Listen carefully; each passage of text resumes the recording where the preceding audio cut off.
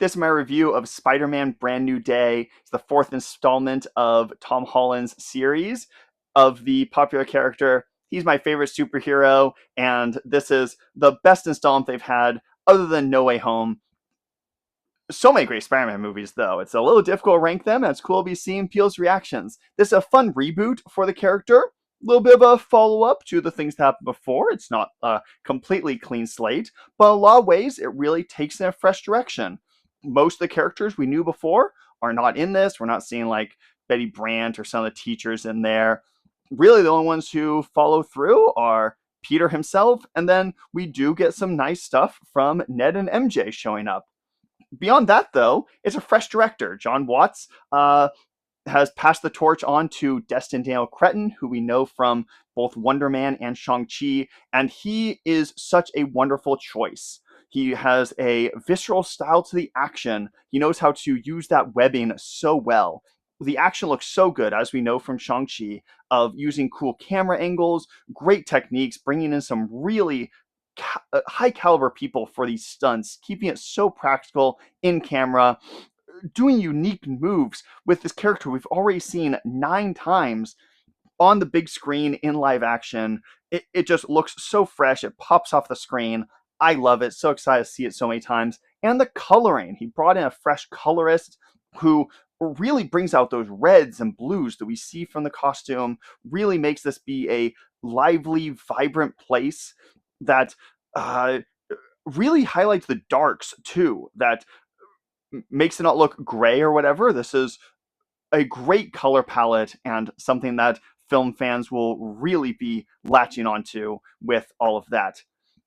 Beyond that, it does have some nice MCU connectivity that we all love. The Punisher is in here. We got the Hulk going on, and the Hulk is better than ever. I don't think we've seen him be this good since maybe Ragnarok? I'm not sure. Maybe the first Avengers movie.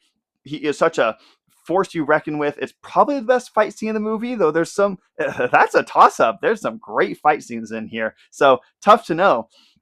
You've also got some nice continuation from before. Yelena shows up. I was disappointed on the MCU connectivity side, though, that the Avengers Tower never shows up.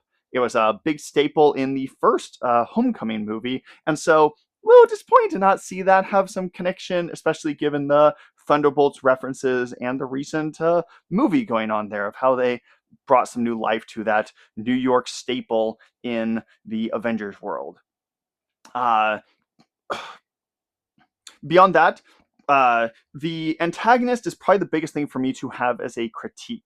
That it's more of a organizational entity if you really get down to it, and that it's a little unclear, it's tough to know the motivations, leaves you a little wanting more. It's not as cut and dry as the Vulture and Mysterio that we've had before, or the mix of fun villains that we got in No Way Home.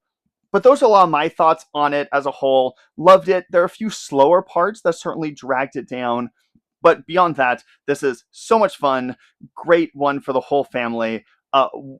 Really home run from the MCU, and so glad to see it. I could easily see this year ending with Brand New Day being my favorite movie of the year. But I'm going to move on to some spoiler discussion because there's definitely some elements there that I want to get into. So giving you a slight break here.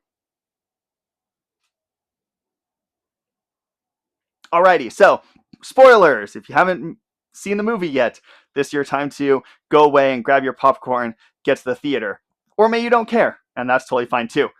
Obviously, the big thing that everyone's talking about is Sadie Sink. She was not revealed what her character was, and now we know that's Jean Grey, one of the classic X-Men mutant characters there.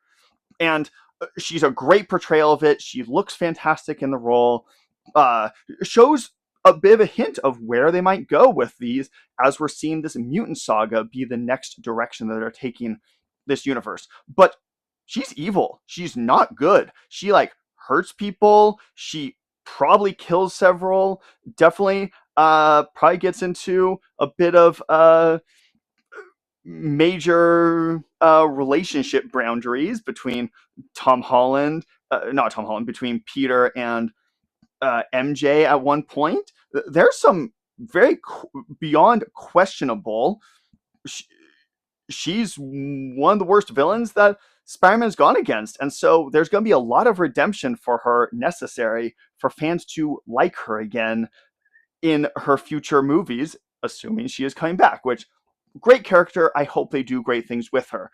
If this is the last we see of her, that'd be a terrible move from Marvel. I'm sure we'll see a lot more from her, but definitely left me feeling very uncomfortable with where they began this character. This is way worse than a lot of the ones we've seen in the past of like, oh, Tony Stark, he started as an arms dealer. A lot of things he's doing aren't as direct, and all of that. It's not a fungible thing. Okay, if you don't buy your weapons from here, you can from elsewhere. That's neither here nor there. Beyond that, Sadie Sink is known for being in Stranger Things and playing a rather similar role with her mental abilities and connections and all of that. And we have a few other ones like that. Michael Mandow is showing up. He was first in Homecoming, and now he's back as the Scorpion. And it's rather similar to his role as Nacho in the Better Call Saul series, that he's beyond the law, but not crazy bad. He's definitely butting up against the hero, seen in prison, being arrested, those sort of elements. You could definitely see connections to his other character, and they look very similar. Not very much makeup to change the appearance going on there. And then we have this director of the Department of Damage Control, DODC. I was a little disappointed to not see Agent Cleary come back. That was really disappointing. He'd been in Wonder Woman, Ms. Marvel. He was in the previous Spider-Man movie, so we had this connection to damage control from this guy, and then he never shows up. A little disappointing there. But Tremel Tillman is the new guy there, and we know him from Severance, where he is also playing a similar role. So it's very funny to have it so like all these TV actors are in here, and they're playing similar parts going on there. And then a last thing is the credits. Obviously, MCU movies, they've got credit scenes. And a lot of the Spider-Man ones have had really solid ones.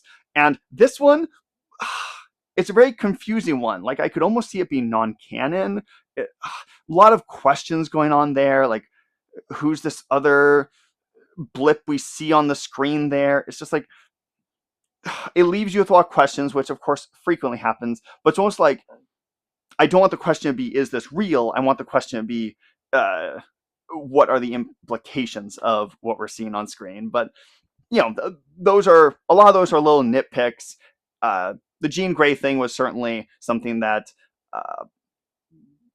hurt the movie in a lot of ways, but I'm excited to see where Marvel's going to take this character as we get into more of their X-Men going on there. I loved Brand New Day. Hope our appeal do too. And thanks for watching this review.